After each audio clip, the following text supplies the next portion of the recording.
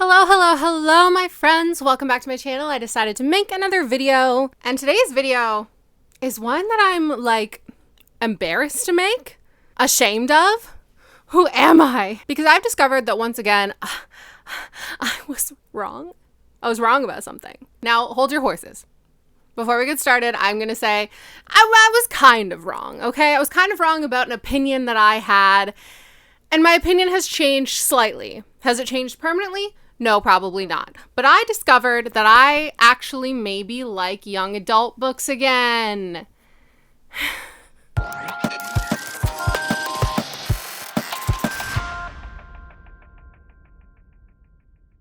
For as long as I've had this channel, I have talked nonstop about the fact that I really hate young adult books. If you've been here for a little while, you know. I just don't like them. Now, that doesn't mean that you can't like them. I'm not here to attack people that like young adult books. They're just not for me. And I know that this sentiment is shared by a lot of adult readers that used to love YA books back in the day, but unfortunately, we're just growing out of them for many reasons. The main reason that I have found that I no longer really enjoy reading young adult books is because the writing is just quite juvenile, which makes sense. It's targeted towards a teen audience, and their brains aren't as developed as mine is. I find that a lot of young adult books, while they might have themes and setups and plots that sound like they could be really interesting, really adult, they're just written in a way that unfortunately really takes away from the gravity of those situations and makes them kind of boring to read and maybe focuses on the wrong things, and by wrong, I mean not interesting to me, like romance. A lot of young adult books really focus in on that romance aspect, and I don't like romance. You know this. I'm not a romantic person. So I truly have not been reading young adult for a long time. I have tried a couple. Every once in a while, I'm like, well, that sounds so interesting. Maybe I'll give it a shot. And then I try to read it, and I'm so disappointed.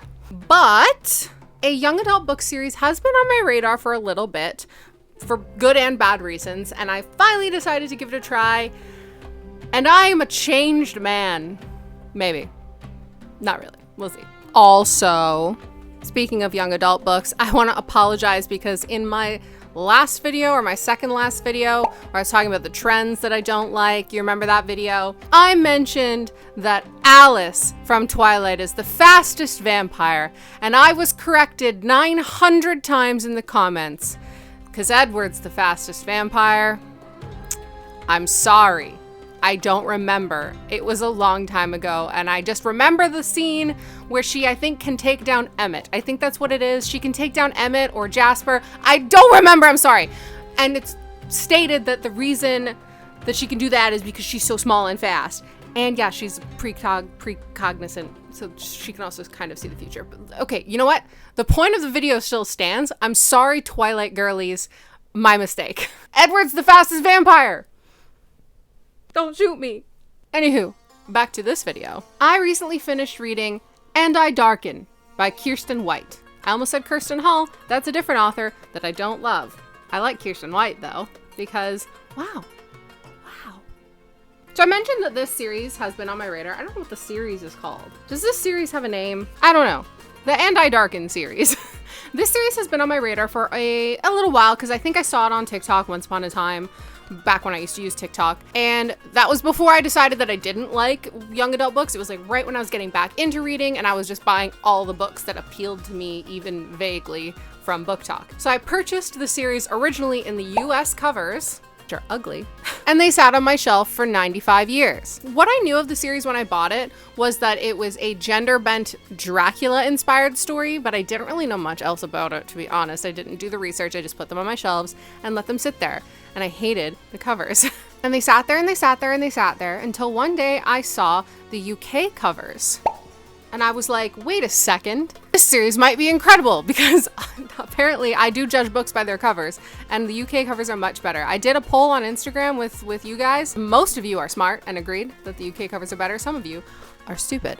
When I saw the UK covers for the first time, I was re-intrigued in reading the series, but I still didn't pick it up because wasn't sure about the YA of it all. And that was until I started talking to my coworkers about this series. I've mentioned before that at Indigo, we have the Love of Reading Foundation, and the biggest way to donate to it is we as staff bring in our old books for donations, and people can donate to do like a blind date with a book sort of thing. So because I have no self-control, I decided to order the UK covers, which are published by Corgi, which is a dog.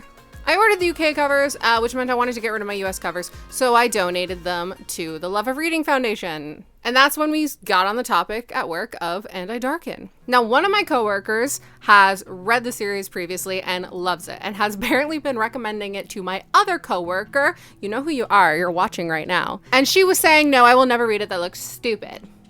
That's how she talks. She was refusing to read it. I was up in the air about reading it. And then I don't know if this is actually true, but I showed the coworker that didn't want to read the series the UK covers, and she was like, oh, those are actually nice. And honestly, the UK covers make such a difference. They're so much better. They give you a completely different feeling on what the book is about. Anyways, the second coworker started reading the series, and she blasted through the entire trilogy and then was on my ass about me reading it. So I did. I finally picked up And I Darken physically. I already own it, as I mentioned, but I finally picked it up and started reading it, and I did not put it down, which is shocking to me. As I mentioned before, yes, this is kind of a gender-bent Dracula retelling, but it's not fantasy. No, this is historical fiction. This is entirely historical fiction. And I think a lot of people don't realize that. I mean, I didn't realize that, especially looking at the US covers. I thought it was a full-on fantasy series, but it's actually got no fantasy at all. Sorry to disappoint you if you were hoping to get some vampires or magic. It's not that. It is political drama, historical fiction, and it's incredible. The main character, Lada, or Ladislav, is the daughter of Vlad, who, yeah, he's Dracula, but like, not a vampire. The guy, Vlad the Impaler. All Lada wants from the start of the series is to have Vlad's respect and love, and gosh, she tries so hard to get it, but unfortunately she's a girl. The other main character is her younger brother, Radu, who is a real person I discovered after the fact. I don't think Ladislav is a real person. Or if she is, that's the gender bent part. It might be a guy. I don't know. Radu doesn't really have his father's love, but at least he is a boy. But kind of what he wants more is Lada's love. We start their stories from a very young age. Lada is being born at the start, I think.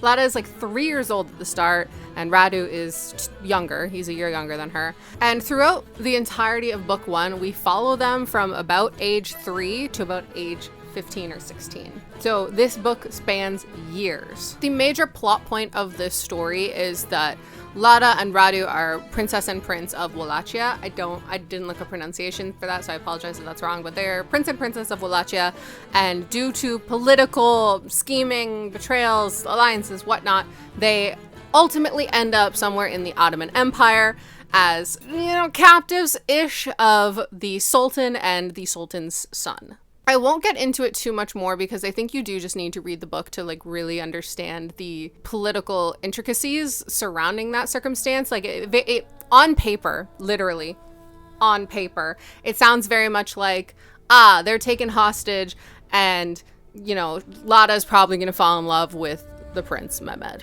Probably, But oh my gosh, it's so much more than that. The pros of this book, as in PROS, the good things about this book. Number 1, the characterizations. Lada, despite being a YA female main character, is so different from any character I've read. She is savage. She's a nightmare. And while she might fall into the not like other girls sort of trope, it's done in a very believable way. No, she's not like other girls because she's the princess and she is also crazy. Perhaps. She's not like other girls because she's insane and a monster. Her character arc from the start of the book to the end of the book is incredibly well done. It's very believable, it's very authentic and natural, and it's not jarring. She starts the book as a very aggressive young girl, trying to prove herself, not really caring about others, and she does soften up as the story goes, but it's not like a light switch. It makes perfect sense. And it's so heartbreaking. My only critique of Lada's character is not even of her character. It's of the fact that she's described multiple times as being the ugliest girl in the world, which is fine. And like she's described with like a hooked nose. She's not a pretty girl. But the artist for the cover art did not listen to that and just drew this girl. That's not the ugliest girl in the world. Whatever, it doesn't matter. That's not even a real critique. It's just something I noticed. Lada is such a fun character to read, and I know that if I had read this as a teenager, I would have made her my entire personality for far too long. I kind of want to do that now. Radu is also an incredible character. So as I said, Radu is a real person. He was known as Radu the Handsome in real life, and he is called that at certain points in the book because he's a very beautiful little boy. He is described as everything Lada is not. So he's gentle, kind, beautiful, but he is so smart. Even though Lada is the like physically aggressive, violent one, Radu is every bit as horrible as she is, but he uses his smarts. He is my angel baby and I would die for him. And I Darken has really nice prose, some really fun twists, story developments, a lot of political scheming, which I love, very real, natural character development and emotions, and it even features one of my least favorite tropes, but it was done so well that it has become one of my favorite parts of the story, and that is a love triangle. I will not spoil the love triangle, but I will say that two of the characters in the love triangle are siblings. They're not in love with each other, let me clarify, but like the love triangle is so well done, it's so believable, and it is devastating, especially from Radu's perspective. Radu's involvement in this love triangle is heartbreaking and so real and so emotional, and it made me cry. Now that all being said, this book is not perfect. I said to you earlier that I picked this up and did not put it down. That's not entirely true. It took me a couple weeks to really get into it, I would say. I was stuck on the first part for a while, but once I got into the story, then I did not put it down. It's a little slow, but that's just the nature of the way this story is being told. We're following these characters from very, very early childhood, and a lot of stuff happens before we get to the actual, meat of the story when they're teenagers in the Ottoman Empire. Everything that comes before that is important and interesting in the moment, but it does take a little while. One of my other cons for this is just the fact that it is ultimately a young adult book. I wanted this to be dark, and it could have been. It has its fair share of violence. Yeah, there's impalings in this. And I just wish, part of me wishes that Kiersten White had written this as an adult novel, because then we could have really, really gotten into all the nastiness. But she does touch still on a lot of important stuff, like Lada being potentially married off when she's 12 years old, Lada getting her period and being terrified of that. Kiersten White does not shy away from putting these child characters into really real traumatic situations, and I feel like a lot of authors would have aged up the characters in order to make it a little safer. They would have, instead of having the main characters be about 11, 12, and 13 when they're going through everything they go through.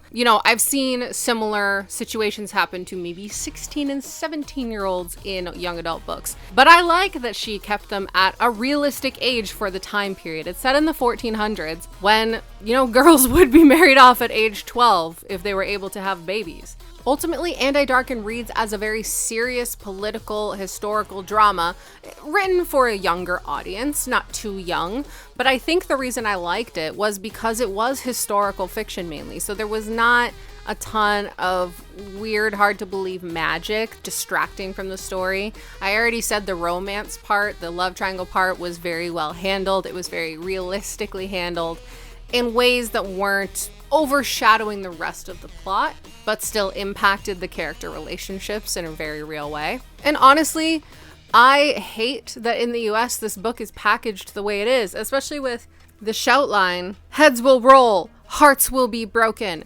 No, heads will roll, yeah.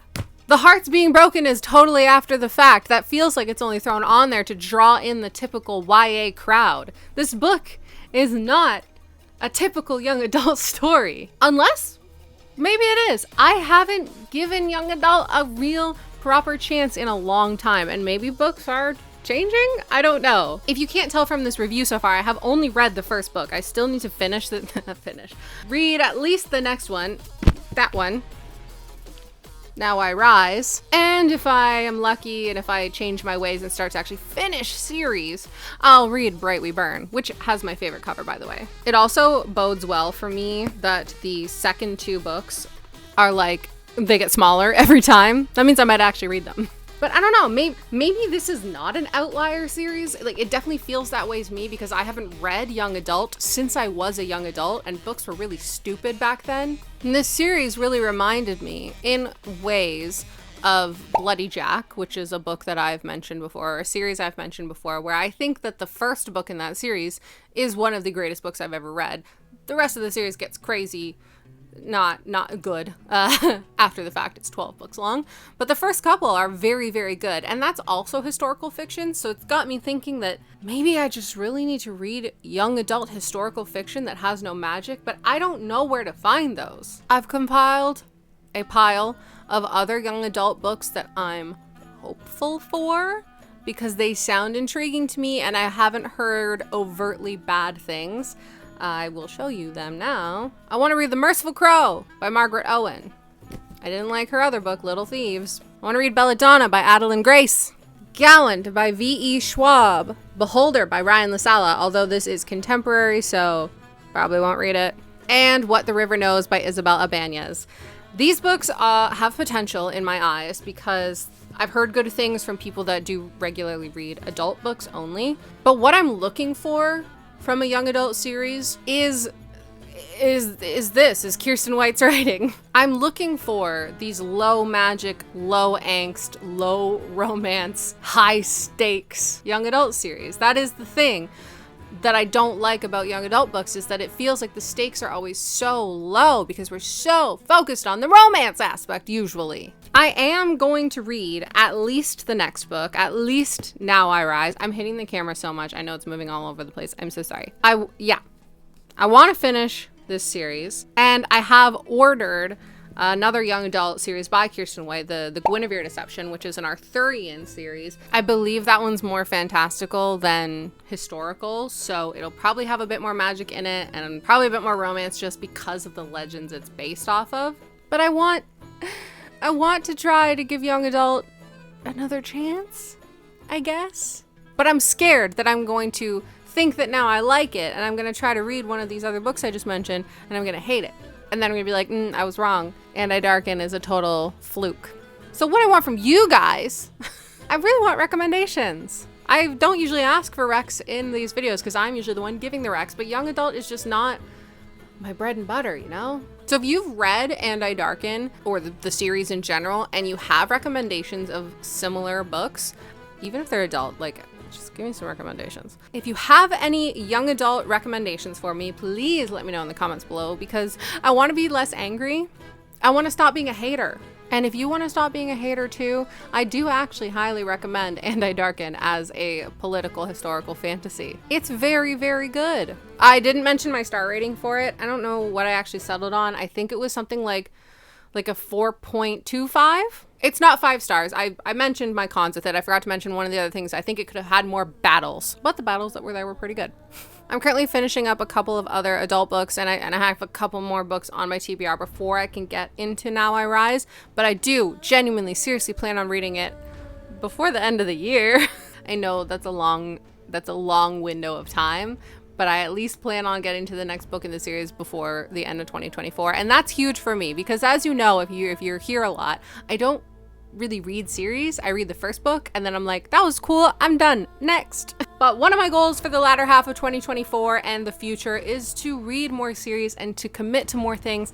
And I'm going to talk about this more in another video, but ever since I switched my anxiety medication, I am so laser focused on things that I'm actually reading books again. Anyways, I think that's everything I have to say about this book. Hit me with those book recs in the comments below. Let me know if you've read this series and what you think of it. Am I like overhyping it just because I don't read a lot of YA? Is it actually just on par with YA books right now?